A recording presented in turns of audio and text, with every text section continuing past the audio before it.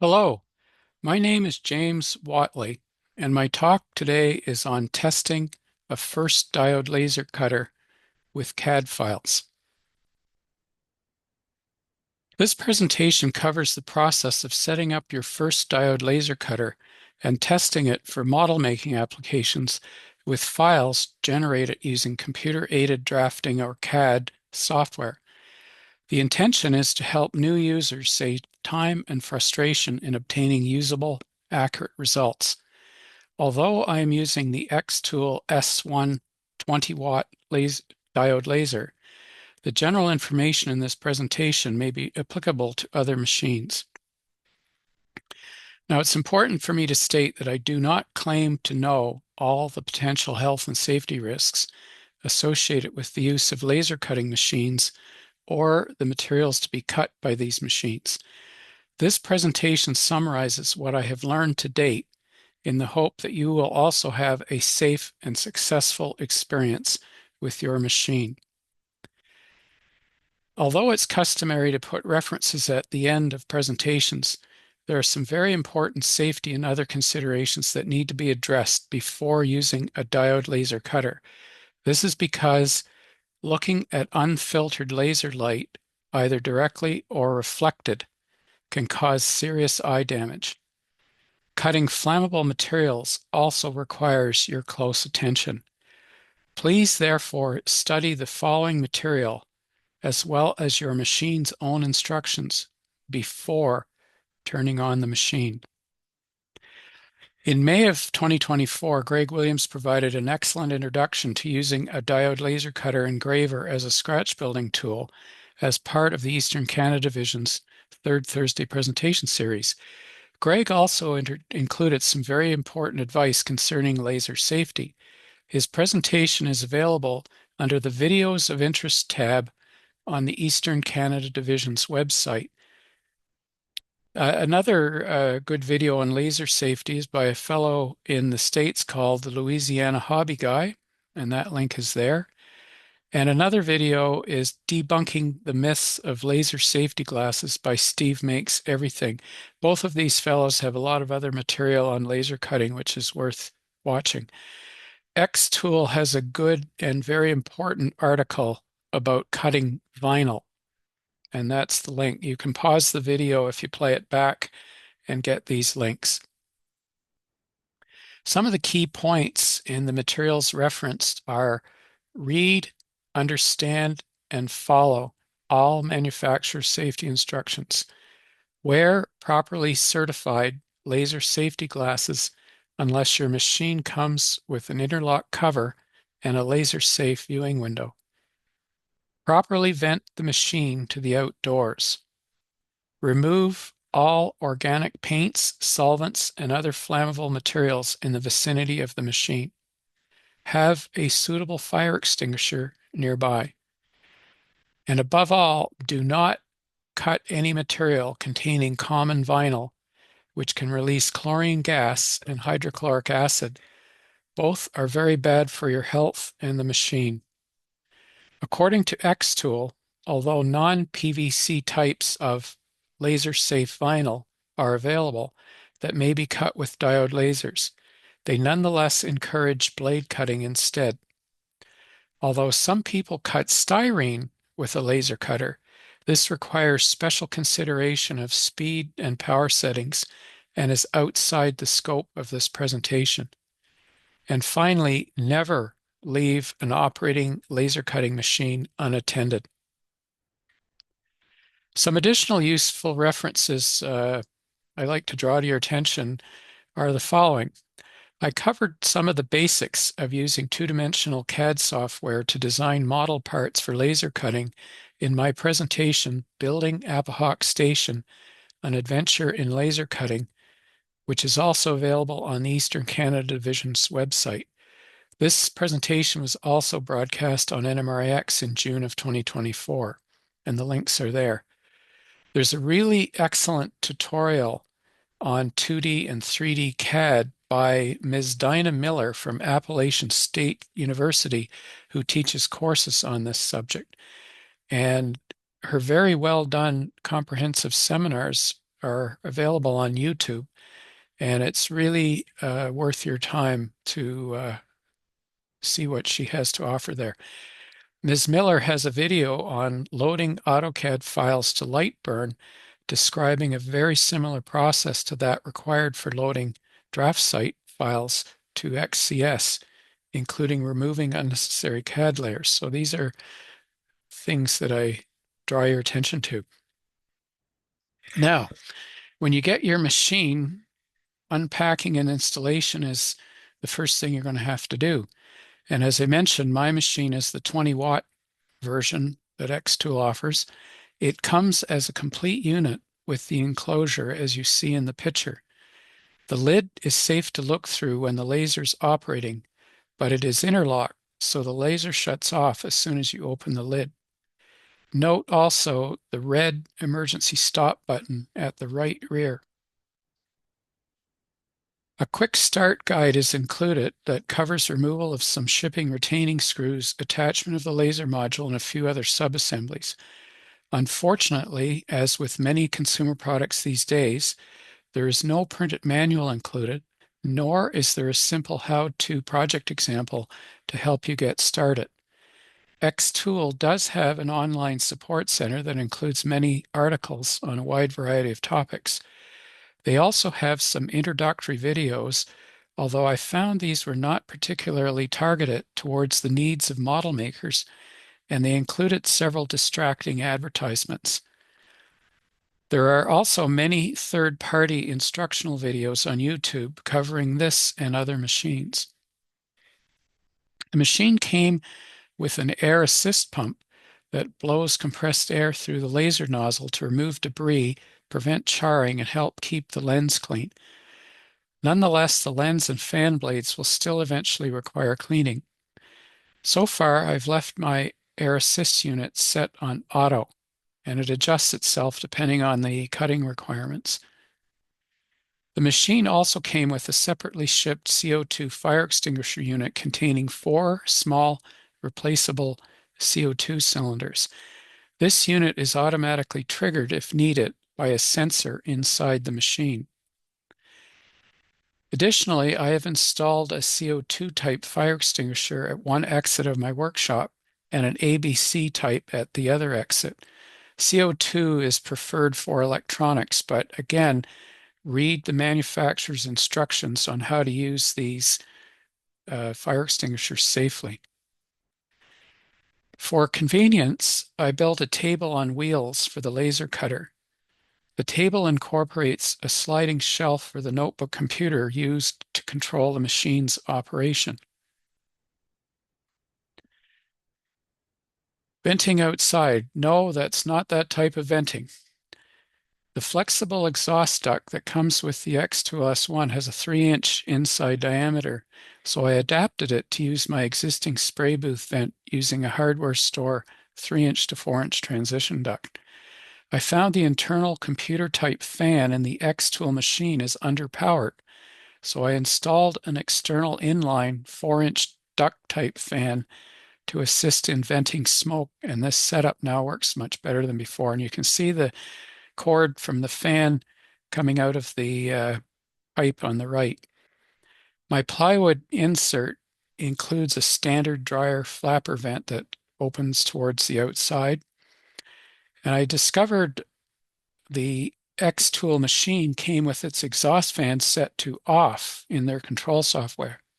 So I changed the setting so the fan runs for an additional 60 seconds following completion of the last laser cutting step. However, I leave the external fan on for several minutes longer. Control software. The Xtool machine requires separate control software running on an external computer, which could be a PC or a Mac.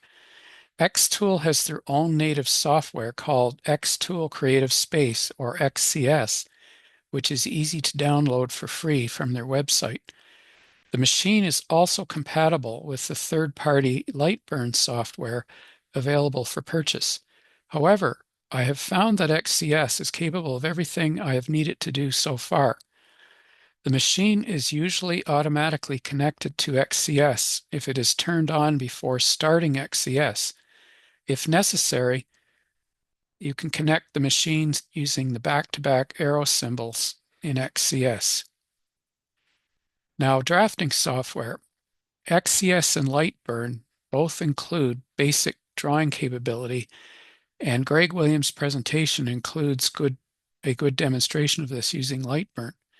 However, I prefer the versatility of using the full-fledged 2D CAD program DraftSite by Dassault Systèmes, which is a less expensive but very effective alternative to AutoCAD. Others may have their own preferred drawing software, and the choices are many. Since XCS is quite capable of accurately importing the industry standard DXF drawing file format, I recommend sticking with the drawing software you are familiar with. Although XCS is also capable of importing SVG or scaled vector graphic files, post-adjustment may be required for correct scaling, and I feel this is actually an inferior option to the DXF file format. So to do some initial testing and get a feel for the power and speed settings as well as the machine's accuracy, I initially cut a series of test pieces from various materials. And here we have basswood squares, cardstock, and wooden dowel. Well, actually, I used the wooden dowel as a test piece to test the size of the holes. I then compared the actual measurements with those specified in the actual CAD files. Greg Williams' presentation shows how to use a test grid to determine the best cutting speed and power for a given material. I also experimented with the effect of various kerf offset and tab settings, and I'll talk more about these later. Recording your test and project results in a notebook is highly recommended. And later on in this presentation, I'll go into more detail on using 2D CAD and XCS to create various finished parts. Now, for material choices, there's quite a lot of materials you can use. Ordinary paper and cardstock, basswood, plywood, and backer board, which is also known in the hobby as laser board, is basically craft paper impregnated with phenolic resin, and it's used in woodworking as a laminate for the inside lining of kitchen cabinets and similar materials. Laser board is more durable than the equivalent thickness of styrene and wood, and it takes glue and paint very well. One source for laser board in manageable 12 by 24 sheets is Laser One by Encompass Media.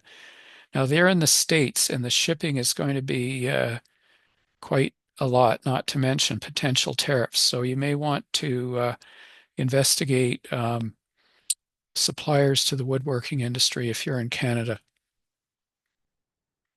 An example project we're going to start with is to make a scribe door. So this door features scribe boards and 4 additional marks for locating the separately applied hinges, and actually it also includes the door frame. The scribed features are placed in a separate CAD layer, so they may be cut at a lower power setting than required for the perimeter cut. So you don't want to cut all the way through to represent scribing. You just want to score it a little bit. And you can think of CAD layers as a stack of transparent tracing paper. Each layer can be turned on or off independently, just as you could slide an individual piece of tracing paper in or out of a stack. And the hinges for the door were drawn in a separate file and then arrayed in a 4x4 matrix using the DraftSite array command. And I talk about this in the APAHawk presentation, which you may want to refer to. So the door was cut from 1/32 basswood sheet, which cuts very cleanly with little edge charring and is a very nice choice for laser projects. It's a good idea to consider the wood grain orientation relative to the desired surface features. So make your grain in the wood run the same direction as the scribing. Thin plywood is another choice, although it requires either a higher laser beam cutting power or a slower speed for a given thickness due to the glue layers, which also results in some charring and more soot. However, in either case, the scribing is cut at a lower power or higher speed than the perimeter. The strap hinges were cut from ordinary 110-pound cardstock after enabling the tab setting in XCS to prevent these tiny parts from being blown away. So you can see the finished door in the lower right photo, and the only thing not laser cut there are the door handles, which are small loops of fine wire. Another example is a small jib crane I built, and the boom, gusset plates, and spool parts were all laser cut. The blocks are a model shipways part, and the remaining details are bits of wire and thread. Now, a very useful thing to do as well is making your own windows. This is very straightforward, and in this case, I use 0.6 millimeter or about 24 thou brown laser board. The 0.4 millimeter ivory laser board is another good choice for windows and other similar small parts like trim and sash and so on. The upper picture shows the front of a window sash, sill, and frame. And I'd like you to note the crisp, clean edges that the laser cut. The lower picture of the rear shows the tiny tabs used to hold these small parts in the sheet to prevent them from flying away or being cut over. So if you look very carefully, you can see where the line is not continuous and there's a little tiny area that's not cut through. When required, tabs are straightforward to set within XCS, and the tabs were partially cut through from the front to make it easier to remove the parts cleanly. Now, tabs are applicable to all closed shapes, not individual lines. It's really important to first check your CAD file to make sure that all corners actually do meet. The fillet command is very helpful for doing this. The tab setting field in XCS includes several options.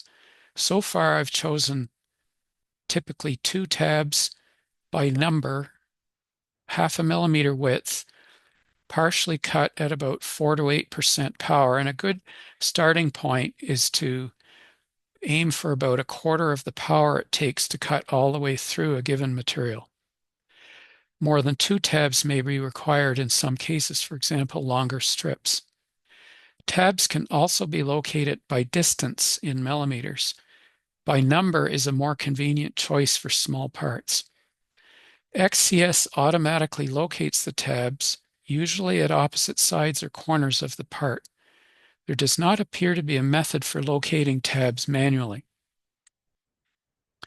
Another very useful thing you can do with the laser cutter is make your own shingles. So many of us were familiar with the old Campbell shingles, which are sadly no longer available. Well, you can make the equivalent, and you can also make any style of shingle you choose. Cedar shake, asphalt, diamond, octagon, any type at all. So you can use ordinary 8.5 by 11, 20 to 24 pound paper. You can use 65 or 110 pound cardstock, construction paper, or paper grocery bags, which are particularly nice for representing cedar shakes, and they actually look like Campbell shingles. For random cedar shake shingles, you could draw a section in CAD and then repeat and repeat and repeat and randomize them.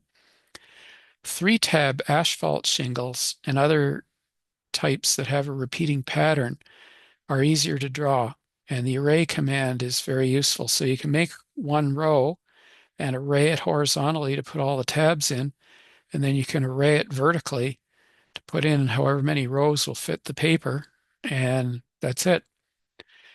You can also choose a paper color appropriate to the shingle type, and for instance, black for asphalt shingles, gray for weathered cedar shakes, etc. And I skipped a line, and basically it's good to connect the strips to a border to retain them in the sheet, and adding intermediate tabs is probably also a good idea. After cutting, you can also randomly airbrush the sheet from a distance for the desired finished effect. for example, using Rowney acrylic ink, which Michael sells, or AK Real Colors or other types of paint. You can apply these shingles by randomly choosing individual strips and attaching to the model using 3M photo mounting tape or the equivalent double-sided tape. You can also glue them on, but I would use a cellulose type glue to avoid any chance of warping the roof substrate. After installation, you can also weather the overall thing using an airbrush, pan pastels, or any other medium of your choice. So here's some examples of shingles I've made. On the left, we have O-scale cedar shake shingles on brown paper grocery bag material, which was cut 2 sheets at a time. And on the right are HO scale 3-tab asphalt shingles on black paper, which I cut 3 layers at a time. And in this case, here's an example of a structure that uses random cedar shake shingles on the walls. And then I weathered them with pan pastels, and it's to represent a very old, weather-beaten structure. Excuse me. Now, another project I did was to make a series of ladders, and I'll go through a detailed example of how to create this part. So I cut the ladder from 0.6 millimeter brown laser board, and it actually has a built-in 2-piece assembly jig, so it self-aligns. And if you look very carefully in the right-hand photo, you can see little mortises on the stiles and also mortises on the rungs. And they fit together to form a what's known as a half-lap joint in carpentry. And even though these are small, the laser is so precise it has no trouble cutting these parts. And in this case, I chose not to use tabs to minimize any cleanup later, as the interior parts between the rungs are all waste, and the required parts were heavy enough to stay put during the laser cutting. And after the parts are cut, the 2 halves were aligned over the glass top of my modeling bench, and the joints were glued using medium viscosity CA glue.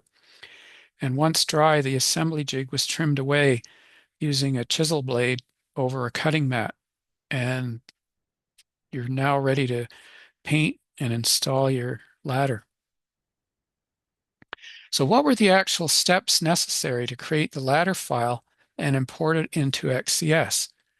First, the complete ladder outline is drawn in CAD layer 0, which is the default layer.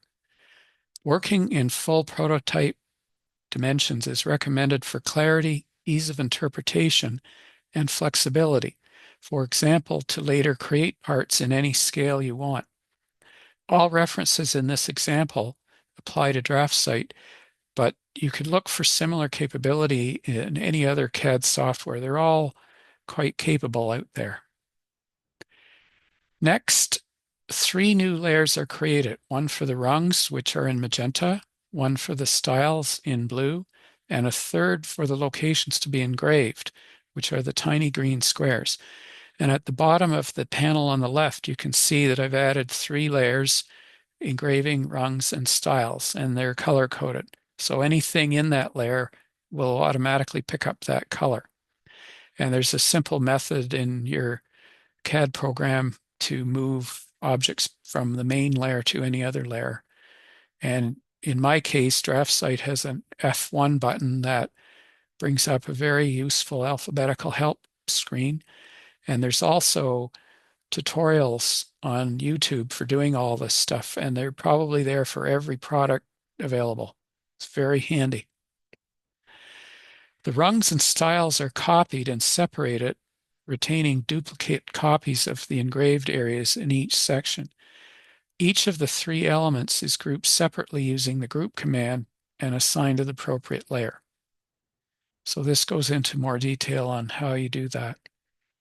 The elements automatically take on the color of the layer they are assigned to, as I mentioned, and all the other default layers need to be turned off. and you need to ensure there are no other drawing elements present in any of the layers, including text notes, drawing borders, or any other features, because the laser will try to cut everything it sees in the file. So it's extremely important, especially if you're cutting and pasting from another drawing, to make sure that you're not bringing over any artifacts that are going to mess up the laser.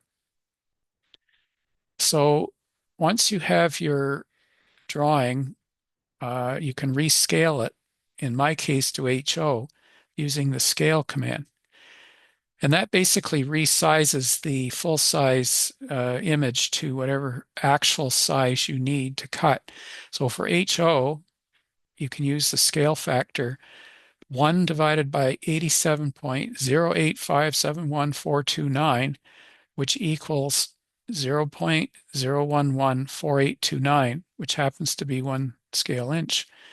For O scale, the scale factor is noted there, and so on. And then you save the default drawing file, which usually is in DWG format, as a DXF so that it can be imported into XCS. And by the way, where do such outlandish numbers come from? So if anybody's really interested in the math, here's the derivation. So 12 inches is equal to 304.8 millimeters. And we know that 1 foot in HO is 3.5 millimeters.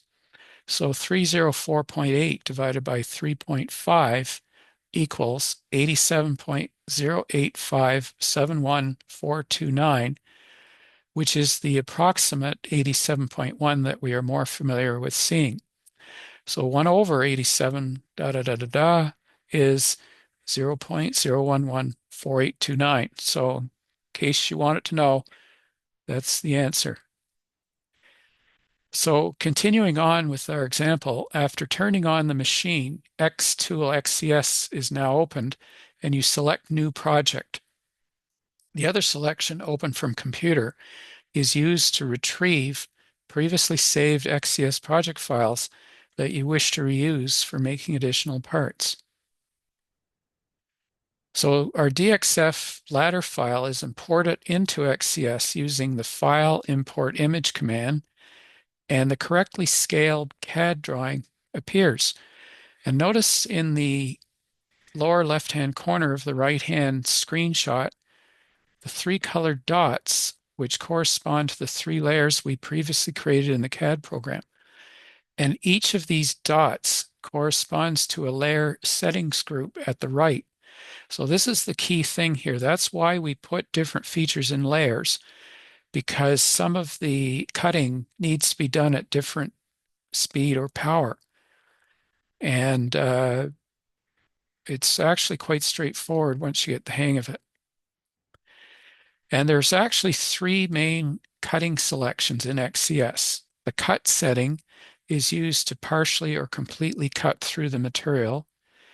Engrave is used to remove a defined area down to a certain depth. And score is used to trace out only the outline of a filled-in shape, such as a letter or numeral. So for the most part, we'll be using cut, and in some cases, engrave.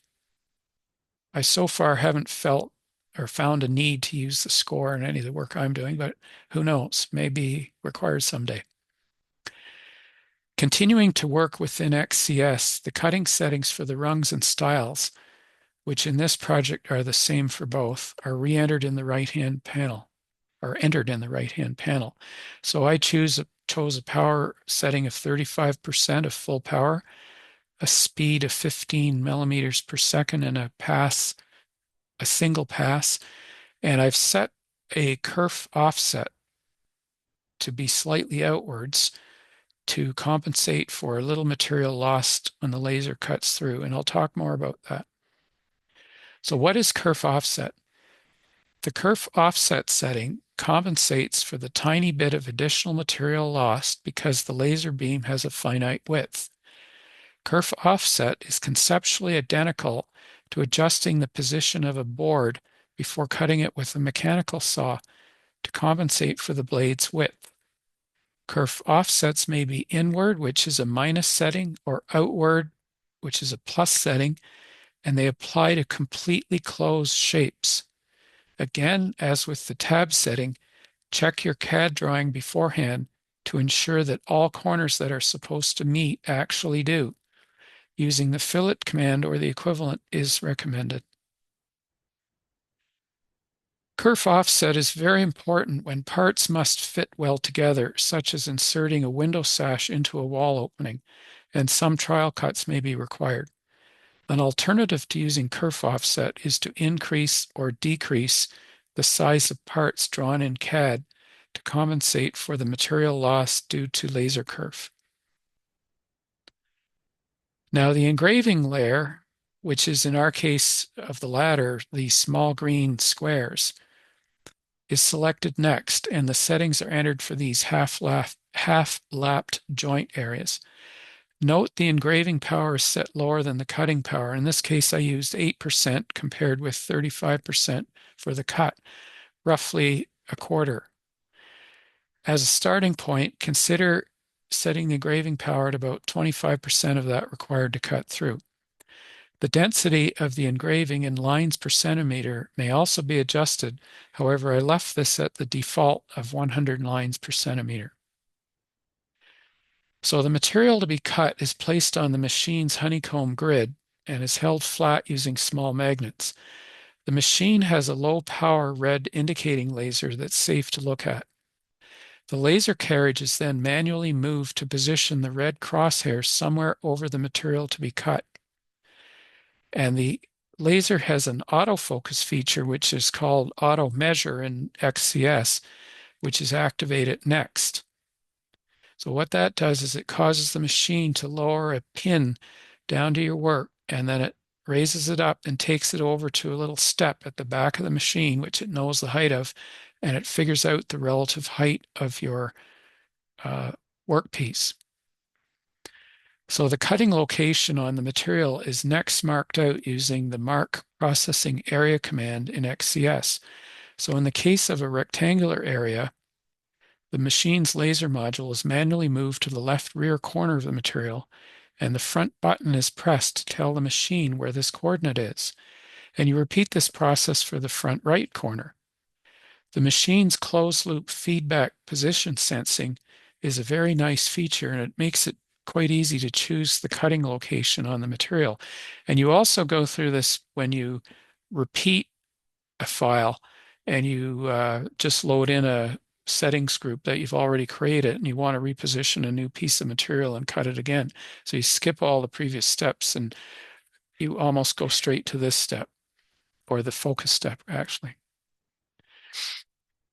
So once you mark out the area, a new box appears on the screen, in this case in black, and it shows the actual location of the marked out area on the XCS grid. And this represents the machine's total available working area. So in the upper image, you can see that the box is not exactly over the artwork. And the red cross in the bottom right of the box indicates the current position of the laser. So we click on the parts and drag them over to the box we've marked out. And XCS has a nice snap feature that makes this easy.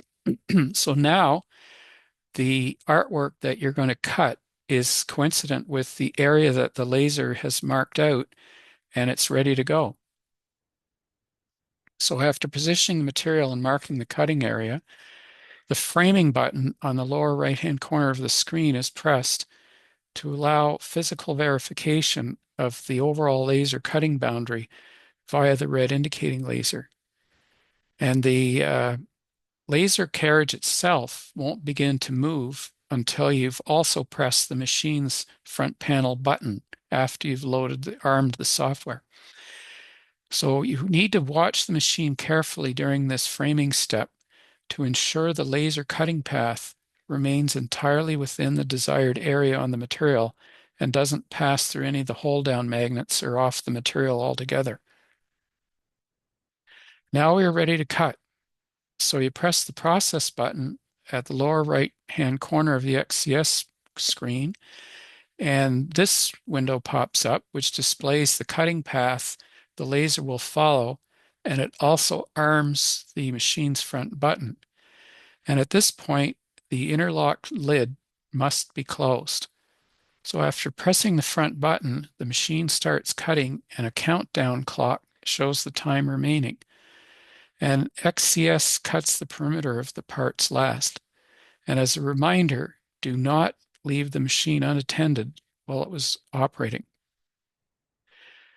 Et voila. And notice in this case that the fact I didn't use tabs has allowed some of the waste pieces to fall through the honeycomb grid. And that's fine. You can vacuum them out later. And you can see one of the hold down magnets that's used to keep the material flat on the grid. And there are the two halves. On the right are the stiles, and on the left are the rungs and their built-in assembly jig. And finally, before leaving XCS, you can save your cutting settings as an XCS project file, and you can see some examples of other files that I've created. And this facilitates handy reuse in the future for cutting additional parts. And you can just start, as I said, from the material placement step. So a more elaborate project that I have been working on is a fishing shack, which is located on Grand Manan Island, New Brunswick. A 2D CAD drawing, a 2D CAD drawing was created in full-size dimensions using field measurements and photos. So there is the drawing. And outlines for all the required laser cut parts were copied from the main drawing and then individually edited to delete all extraneous information, including text notes.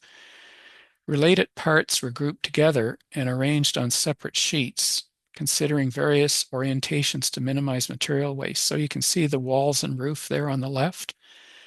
And so I created a kind of a overall sheet, and then from that I took out the pieces for each type of material I was going to cut and group them together.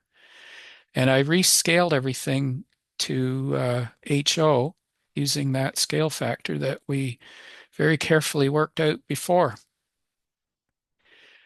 So all the principal parts were cut out using the methods I described, except for the dock piles and cross braces, which were not laser cut. I did cut the dock base, though, to create the holes for the dowels used to represent the piles. And there on the right in the lower photograph is the building. It's not quite finished there. There's some more detailing to go, and I think the pigeons, the seagulls have temporarily left. They'll be coming back. And the shingles and the walls and the roof were all laser cut. The door, windows, everything was laser cut that you see on the right there. Now, a little bit of detail on tolerances. So you may well be asking, how accurate is laser cutting? So the laser spot in the X2S1 20-watt machine that I have has a rectangular shape, which is claimed to be 0.08 by 0.06 millimeters. Higher power laser modules may have a larger spot size and therefore may be slightly less capable of extremely fine work. So there's a trade-off between machine power and precision or fineness of the work. So bigger isn't necessarily better. Highly accurate cuts may be made by judiciously choosing the kerf offset setting. However, the rectangular laser spot implies that the accuracy can't simultaneously be exactly the same in the X and Y directions with or without kerf offset enabled, since you can't enter separate X and Y kerf offset settings. For example, the wharf base for my Grand Manan fishing shack measured within 0.08% vertically, but 0.17% horizontally of the finished desired dimensions in the original CAD drawing. The fact that the two measurements differ likely is a consequence of the laser spot's rectangular shape. I initially observed this phenomenon when measuring my first square test pieces. In any case, laser cutting is capable of higher accuracy than can be typically achieved with manual methods. So you may think I'm splitting hairs here, but it does matter to know about these things, and every machine will probably be slightly different. And finally, I created a crib sheet of useful settings for the different materials I've been using, and that makes a handy lookup when I want to cut something new that I don't have a settings file for. So it's worth your while to make this. And again, all this information came out of my notebook that I used to copy down key information every time I use the machine. So to conclude, I have been very happy so far with the Xtool S120 watt diode laser cutter. And by the way, I have no connection with Xtool other than I bought one of their machines. I am especially happy with the XCS software's ability to import standard DXF CAD files and preserve the scale and layers correctly. The accuracy and repeatability of the laser cut parts is impressive and saves time when making multiple copies of items like windows. Although the learning curve to get the machine operating and producing parts I needed wasn't trivial, it wasn't as lengthy as expected. I'd like to acknowledge and thank Greg Williams for recommending the Xtool S120 watt machine and for his ongoing support and good counsel. I would also like to thank Alan Welch for being a good technical sounding board. And finally, I wish to thank my wife for her continuing enthusiasm for and encouragement of my model railroading hobby in all its many facets. I hope this presentation on testing a first diode laser cutter with CAD files has been helpful. Thank you for watching.